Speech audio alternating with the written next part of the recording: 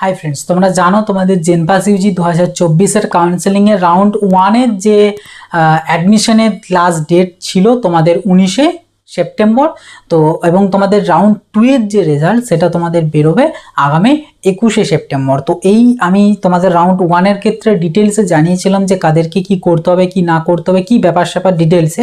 But এইবারেও তোমাদের round 2-এর ক্ষেত্রে কাকে কি করতে হবে, অর্থাৎ যাদের রাউন্ড 2-তে নতুন অ্যালটমেন্ট এলো তারা কি করবে, যাদের রাউন্ড 1-এ অ্যালটমেন্ট এসেছিলো বাট রাউন্ড 2-তে আবার একটা নতুন কলেজ পেয়েছো, তোমাদের 5,000 টাকাটা দেওয়া লাগবে কিনা, বা যারা রাউন্ড 1-এ ভেরিফিকেশন করিয়েছে তাদের আবার ফিজিক্যাল ভেরিফিকেশন করাতে হবে কিনা, রাউন্ড 2 থেকে মপআপে পার্টিসিপেট করার প্রসিডিওরটা কি, কোনো আপগ্রেডেশনের সিস্টেম আছে কিনা, বা আপগ্রেড হোক বা না হোক রাউন্ড 1-এ যে কলেজটা পেয়েছিলে সেই কলেজটাতে তুমি আবার ভর্তি হতে পারবে কিনা, বা যারা রাউন্ড 2-তে নতুন কলেজ পেলে তোমাদেরকে কোনো রকম কোনো মানে ক্যাটাগরি চেঞ্জ বা এই সেই এগুলো কিছু করতে পারবে কিনা। তো এই নিয়ে আর কি ডিটেলসে ডিসকাস করবো আজকের এই ভিডিওতে।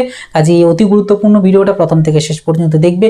ভিডিওটা খুব বেশি করে শেয়ার করে দেবে। ভিডিও ভালো লাগলে অবশ্যই একটা লাইক করে দেবে। চ্যানেলে নতুন হয়ে থাকলে সাবস্ক্রাইব করে নোটিফিকেশনটা ক্লিক করে সেটাকে অলেতে সেট করে দেবে, এবং কোনো রকম কোনো ডাউট কোনো কোয়ারিজ থেকে থাকলে ডেফিনেটলি সেটা কমেন্ট বক্সে লিখে জানাবে। তো দেখো এক এক করে আমি তোমাদেরকে বলি। প্রথমত হচ্ছে যারা রাউন্ড 1-এ কোনো রকম কোনো সিট পাওনি, বাট তারা তো অলরেডি অটোমেটিক্যালি রাউন্ড 2-তে চলে এসেছো, কিন্তু রাউন্ড 2-তে এসেও কোনো সিট পাওনি, তাদের কি হবে? তাদের এখানে আর কোনো কিছু করার নেই, তাদের মপআপ রাউন্ডে আবার নতুন করে পার্টিসিপেট করতে হবে। মপআপ রাউন্ডে সেক্ষেত্রে মপআপ রাউন্ডের জন্য সম্ভবত 200 টাকা তোমাদের লাগবে রেজিস্ট্রেশন, এবং নতুন করে আবার চয়েস ফিলিং করতে পারবে। তো এটা হচ্ছে তোমাদের। বাট যাদের রাউন্ড 1-এ কোনো রকম কোনো কলেজ আসেনি বাট রাউন্ড 2-তে এসেছে, তাদের কি করবে? তাদেরকে এখানে কিন্তু এই যে 1,000 টাকা যেটা সিট অ্যাকসেপ্টেন্স ফি, তো এই 1,000 টাকা সিট অ্যাকসেপ্টেন্স ফি যেটা, এই ফিটা কিন্তু তোমাদেরকে পেমেন্ট করাটা বাধ্যতামূলক। ঠিক আছে, এই পেমেন্টটা কিন্তু তোমাদের করতে হবে। যদি কেউ পেমেন্টটা না করো সেই ক্যান্ডিডেট কিন্তু এক্সিট হয়ে যাবে। এক্সিট অর্থাৎ মপআপ রাউন্ডে কিন্তু আর পার্টিসিপেট করতে পারবে না।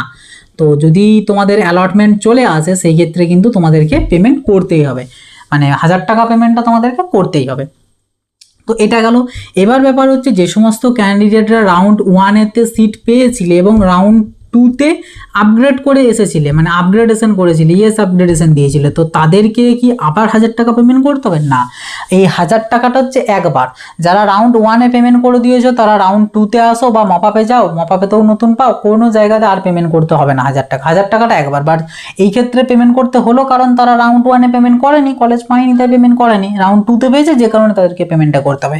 এই কেসের ক্ষেত্রে এই রাউন্ড 1 রাউন্ড 2 কোনোটাতেই যেহেতু পাইনি, মপআপে যদি পায় তাদেরকে মপআপে 1,000 টাকাটা পেমেন্ট করতে হবে। 1,000 টাকাটা ওয়ান টাইম একবার দিতে হবে। তো তোমরা যেহেতু রাউন্ড 1-এ পেয়েছিলে, দিয়েছো 1,000 টাকাটা, তো সেক্ষেত্রে রাউন্ড 2-তে আর তোমাদেরকে কিন্তু 1,000 টাকা পেমেন্ট করতে হবে না।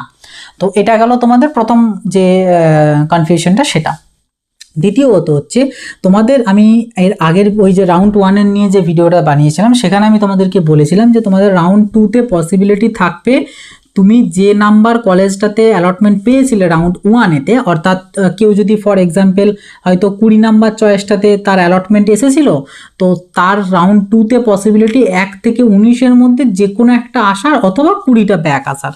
তো ব্যাপার হচ্ছে যদি সে তো অলরেডি 20-তে একবার গিয়ে পরে ডকুমেন্টস ভেরিফিকেশন করে আপগ্রেডেশন করিয়ে এসেছে, এবং সেই ক্যান্ডিডেটটার আবার হয়তো 20 নাম্বারটাই ফেরত এসেছে, তো তাকে কি আবার যেতে হবে? দেখো এখানে ব্যাপার হচ্ছে এখানে যেতে তখনই হবে যদি অ্যাডমিশন নেওয়ার প্রয়োজন থাকে। যদি তুমি চাও যে হ্যাঁ আমি অ্যাডমিশন নেব, তাহলেই তুমি একমাত্র যাবে। যদি না চাও সেক্ষেত্রে তোমাকে কিচ্ছু করতে হবে না, চুপচাপ বাড়িতে বসে থাকবে, অটোমেটিক্যালি তুমি মপআপ রাউন্ডে পার্টিসিপেট করে যাবে, এবং মপআপ রাউন্ডের জন্য 200 টাকা লাগবে, তো সেই 200 টাকা দিয়ে মপআপ রাউন্ডে আবার তোমাকে নতুন করে চয়েস ফিলিং করে পার্টিসিপেট করবে। তো এটা গেল। বাট যদি নতুন কলেজ আসে সেক্ষেত্রেও সেম জিনিস, যেটা এলো নতুন সেটাতে যদি তুমি রাজি থাকো অ্যাডমিশন হওয়ার, তাহলে অ্যাডমিশন হতে যাবে, তা না হলে যেতে হবে না, চুপচাপ বসে থাকবে, মপআপ রাউন্ডে পার্টিসিপেট করবে, 200 টাকা দিয়ে রেজিস্ট্রেশন করে নতুন চয়েস ফিলিং করবে, তাহলে কিন্তু আবার মপআপ রাউন্ডে পার্টিসিপেট করে যাবে। তো এটা হলো তোমাদের ব্যাপার যে আপগ্রেডেশন হোক বা না হোক তোমাদের ফিজিক্যাল ভেরিফিকেশন করাতে যাওয়ার কোনো প্রয়োজন নেই। যদি অ্যাডমিশন নাও সেই ক্ষেত্রেই তুমি যাবে, আদারওয়াইজ তোমার যাওয়ার কোনো প্রয়োজন নেই। এবার ব্যাপার হচ্ছে তোমাদের যে সমস্ত ক্যান্ডিডেটদের রাউন্ড 2-তে নতুন অ্যালটমেন্ট এসেছে, তোমরা তো জানো যাদের রাউন্ড 1-এ অ্যালটমেন্ট এসেছিল এবং যাদের ক্যাটাগরি রিলেটেড প্রবলেম ছিল, মানে এনসিএল নেই বা ইডাব্লিউএস নেই, সেই সমস্ত ক্যান্ডিডেটদেরকে তোমার মানে চেঞ্জ করে নিতে হয়েছে ওপেনে, তো তোমরা রাউন্ড 1-এ কোনো সিট পাওনি, রাউন্ড 2-তে পেয়েছো, বাট তোমার এরকম ইস্যু রয়েছে, তো তুমি কি করবে? তো হ্যাঁ, তোমাকে এই ক্ষেত্রে কিন্তু এই 1000 টাকা পেমেন্ট করে সিট অ্যালটমেন্ট লেটার ডাউনলোড করে ওই কলেজে যে ডেট আছে, আমার রাউন্ড 2 এর কত তারিখ থেকে কত তারিখ ডেট আছে আমার মনে নেই, সম্ভবত 21 থেকে হয়তো হবে, তোমাদের 25 বা 26 হবে, কারণ এরা এত ডেট চেঞ্জ করেছে, আর ডেট মনে নেই আমার যে কত দিন পর্যন্ত আছে। তো যে ডেট আছে সেই ডেটের মধ্যে তোমাদেরকে যেতে হবে এবং ফিজিক্যালি গিয়ে ডকুমেন্টস ভেরিফিকেশন করিয়ে তোমাদেরকে ক্যাটাগরিটা চেঞ্জ করে আসতে হবে। তা না হলে কিন্তু মপ আপ রাউন্ডে তোমাদের সেই ক্যাটাগরি সেম থেকে যাবে, এবং সেম থেকে গেলে মপ আপ রাউন্ডে বাই চান্স যদি আবার সেই ক্যাটাগরি হিসাবেই আসো তাহলে কিন্তু তোমরা অ্যাডমিশন নিতে পারবে না। কাজেই রাউন্ড 2-তে গিয়ে তোমাদেরকে ক্যাটাগরিটা চেঞ্জ করে আসতে হবে, বা যদি কোনো রকম কোনো ভুল ভ্রান্তি করে এসে থাকো মানে রেজিস্ট্রেশনের সময় রাউন্ড 1-এর, তো সেগুলো কিন্তু চেঞ্জ করাতে তোমাকে যেতে হবে। যদি তোমার সব ঠিকঠাক থাকে বাট অ্যালটমেন্ট এসেছে কিন্তু তুমি চাইছো না, তো সেক্ষেত্রে জাস্ট পেমেন্টটা করে রেখে দেবে, আদারওয়াইজ আর কিছু তোমাদেরকে কিন্তু করতে তোমাকে হবে না। তো এটা গেল তোমাদের ক্যাটাগরি চেঞ্জের ব্যাপারটা, যে করতে পারবে কিনা, এবং তোমরা যে মানে জায়গাতেই ক্যাটাগরি চেঞ্জ করো না কেন সেই রাউন্ডটা তোমাদের ক্যান্সেল যাবে, এই হচ্ছে মেন কথা। যারা রাউন্ড 1-এ চেঞ্জ করেছে তাদের রাউন্ড 1টা তাদের ক্যান্সেল হয়েছে, মানে সিট ক্যান্সেল হয়ে গিয়েছিল। তোমরা রাউন্ড 2-তে করছো মানে রাউন্ড 2-তে তোমরা যে সিটটা পেয়েছো সেটা ক্যান্সেল হয়ে গেল, বাট বেনিফিটটা যেটা পেলে সেটা হচ্ছে মপ আপ রাউন্ডে তুমি জেনারেল হিসেবে পার্টিসিপেট করে নিতে পারলে, বাট যদি মপ আপ রাউন্ডে কোনো সিট পেয়ে যাও সেক্ষেত্রে তোমার অ্যাডমিশন হতে আর কোনো ইস্যু হবে না। আর তুমি যদি এটা না করতে, তাহলে যদি বাই চান্স মপ আপ রাউন্ডে তোমার সেই ক্যাটাগরি হিসেবে অ্যালটমেন্ট আসতো, তখন কিন্তু মপ আপ রাউন্ডে অ্যাডমিশন নিতে পারতে না। আর মপ আপ রাউন্ডে অ্যাডমিশন না নিতে পারা মানে পুরো কাউন্সেলিং কমপ্লিট হয়ে গেল, শেষ, তুমি কিছু পেলে না। তো এটাই আর কি মেন ব্যাপার। আর এখানে হচ্ছে অ্যালটেড ক্যাটাগরি বলে একটা জিনিস থাকবে, তো যেটার উপর ডিপেন্ড করবে আর কি তোমার এই ক্যাটাগরি সার্টিফিকেটটা।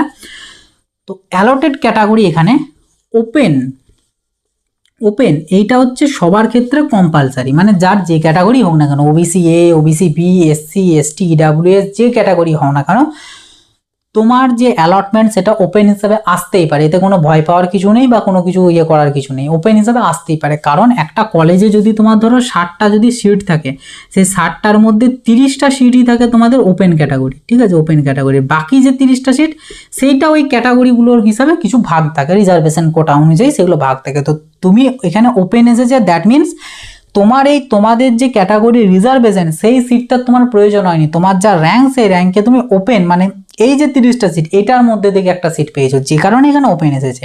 তো এটা হচ্ছে মেন ফ্যাক্ট আর কি ওপেন আসার। তো যদি তোমার ওপেন আসে সেই ক্ষেত্রে ধরো তোমার ওবিসি ক্যান্ডিডেট, তুমি হচ্ছে ওবিসি ক্যান্ডিডেট, ওবিসি এ বা ওবিসি বি যাই হোক, বাট তোমার এসেছে ওপেন হিসেবে, আসতেই পারে, তো সেই ক্ষেত্রে তোমার কিন্তু এনসিএল লাগবে না। কিন্তু এখানে আমার পার্সোনাল সাজেশন থাকবে, তুমি এই ওবিসি এ হয়ে যেহেতু ওপেনে এসেছে সেই ক্ষেত্রে তুমি কলেজে যাবে, কলেজে গিয়ে ভেরিফিকেশন করিয়ে তুমি ওখানে জানাবে স্যারদেরকে যে স্যার এটা আমার জেনারেলে কনভার্ট করে দিন।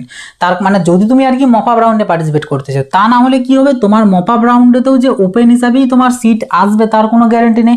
বাই চান্স যদি মপ আপ রাউন্ডে তোমার ওবিসি হিসাবে চলে আসে সেই ক্ষেত্রে কিন্তু তোমাকে এনসিএল দিতেই হবে। এইখানে ওপেন হওনি তাই তোমার এনসিএল লাগায়নি, কিন্তু তুমি যদি চেঞ্জ না করো এবং মপাবেতে যদি তুমি পার্টিসিপেট করো সেই ক্ষেত্রে তো তোমার প্রবলেম হয়ে যাবে না। তো যে কারণে যদি এরকম কন্ডিশন হয় তো সেক্ষেত্রে চেঞ্জ করে আসবে। তবে হ্যাঁ, এখানে তোমাদের যদি কেউ প্যারামেডিক্যালের কথা বলে থাকো মানে প্রাইভেট প্যারামেডিক্যাল, তো তাদের ওপেনই আসবে, তুমি যে ক্যাটাগরি হও না কেন তোমার ওপেনই আসবে, কারণ প্রাইভেট প্যারামেডিক্যাল কলেজে শুধু ওপেনের সিট আছে আর অন্য কোনো রিজার্ভেশন সিট নেই, যে কারণে যে যা ক্যাটাগরির হও না কেন তোমাদের ওপেন হিসাবেই আসবে। তো সেই ক্ষেত্রে একমাত্র তোমার ক্যাটাগরি চেঞ্জ করতে যাওয়ার কোনো প্রয়োজন নেই যদি এরকম কন্ডিশন হয়ে থাকে। বাট বিএসসি নার্সিংয়ের ক্ষেত্রে যদি তোমাদের কারোর সাথে এরকম জিনিসটা ঘটে যে তুমি এক ক্যাটাগরি বাট তুমি প্রাইভেট হোক বা গভর্নমেন্ট হোক যেটাই পেয়েছো, তো সেখানে তুমি ওপেন হিসেবে পেয়েছো, তো সেই ক্ষেত্রে তোমাকে যেয়ে কিন্তু এটা চেঞ্জ করিয়ে আসতে হবে যদি তুমি মপাবে পার্টিসিপেট করতে চাও, মানে যেটা পেয়েছো সেটাতে অ্যাডমিশন নিতে না চাও। যদি অ্যাডমিশন নিতে চাও তো সেক্ষেত্রে অবভিয়াসলি যাবে, তোমার কোনো ক্যাটাগরি যেহেতু লাগবে না কারণ ওপেনে পেয়েছো তো অ্যাডমিশন হয়ে যাবে। কিন্তু যদি আপগ্রেড করতে চাও মানে আপগ্রেড মিনস মপাবে পার্টিসিপেট করতে চাও, তো সেক্ষেত্রে কিন্তু তোমাকে এখানে চেঞ্জ করতে হবে। নেক্সট এখানে বলবো তোমাদের এই রাউন্ডে কোনো আপগ্রেডেশনের সিস্টেম আছে কিনা। দেখো মপ আপ তোমাদেরকে একটা জিনিস বলি, আমাদের এই ডাব্লিউবিজেই বোর্ডের যে কাউন্সেলিংগুলো হয় এই কাউন্সেলিংয়ের মেন যে কাউন্সেলিং যদি বলি সেটা হচ্ছে দুটো রাউন্ডের, একটা হচ্ছে রাউন্ড 1 এবং আরেকটা হচ্ছে রাউন্ড 2। মপ আপের সাথে মেন কাউন্সেলিংয়ের কোনো সম্পর্ক কিন্তু নেই, মানে এই দুটোর সাথে মপ আপ রাউন্ডের কোনো রকম কোনো সম্পর্ক কিন্তু নেই। এই দুটোর সাথে। যে এইখানে যেহেতু রাউন্ড 1-এর সাথে রাউন্ড 2-এর একটা সম্পর্ক ছিল, তাই তোমাদের কাছে অপশন ছিল রাউন্ড 1-এ আপগ্রেডেশন করিয়ে রাউন্ড 2-তে যাওয়ার। বাট এটার সাথে এটার যেহেতু কোনো সম্পর্ক নেই, এখানে কেন এটার সাথে এটা সম্পর্ক আছে বলছি, কারণ তোমাদের রাউন্ড 2-এর সময় কি কোনো নতুন করে রেজিস্ট্রেশন বা চয়েস ফিলিং করতে হয়েছিল? হয়নি। যে কারণে কি এই দুটো লিঙ্কড রাউন্ড আর কি, মানে এ সম্পর্কিত। বাট মপআপের জন্য তোমাদেরকে নতুন করে চয়েস ফিলিং করতে হবে, নতুন করে রেজিস্ট্রেশন করতে হবে, নতুন করে টাকা পেমেন্ট করতে হবে, সব কিছু নতুন করে করতে হবে। যে কারণে এইটার সাথে এই দুটো রাউন্ডের সাথে এর কোনো রকম কোনো সম্পর্ক কিন্তু তোমাদের নেই। কাজেই মপআপ রাউন্ডে যদি তোমরা যেতে চাও সেক্ষেত্রে আপগ্রেডেশনের কোনো প্রয়োজন নেই। তোমাকে জাস্ট ওই যে বললাম রাউন্ড 2-তে যে কলেজটি পেয়েছো, যদি অ্যাডমিশন নিতে চাও অ্যাডমিশন নিলে, যদি মপআপে পার্টিসিপেট করতে আসো তাহলে কিচ্ছু করতে হবে না, চুপচাপ বসে থাকবো, মপআপে পার্টিসিপেট হয়ে যাবে। তো এটা গেল তোমাদের ব্যাপার।